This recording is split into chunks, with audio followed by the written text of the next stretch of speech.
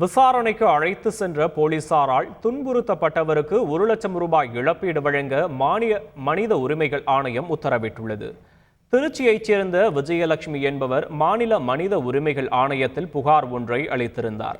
அதில் கடந்த 2008ஆம் ஆண்டு பெண் கொலை தொடர்பாக தனது மருமகன் குமார் மற்றும் கணவரை போலீசார் அழைத்து சென்று கொடுமைப்படுத்தியதாக குறிப்பிட்டிருந்தார்.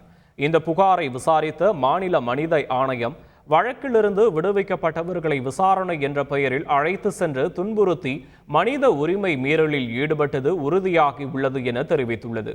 இதற்காக 1 லட்சம் ரூபாயை பாதிக்கப்பட்டவர்களுக்கு வழங்க உத்தரவிட்ட ஆணையம் இந்த தொகையை சம்பந்தப்பட்ட 5 போலீசாரிடமிருந்து தலா 20,000 ரூபாய் வீதம் வசூலிக்கவும் உத்தரவிட்டுள்ளது. மேலும் சம்பந்தப்பட்ட போலீசார் மீது துறை ரீதியான நடவடிக்கை எடுக்கவும் தமிழக அரசுக்கு ஆணையம் பரிந்துரைத்துள்ளது. செய்திகளை உடனுக்குடன் தெரிந்து கொள்ள உடனே சப்ஸ்கிரைப் பண்ணுங்க.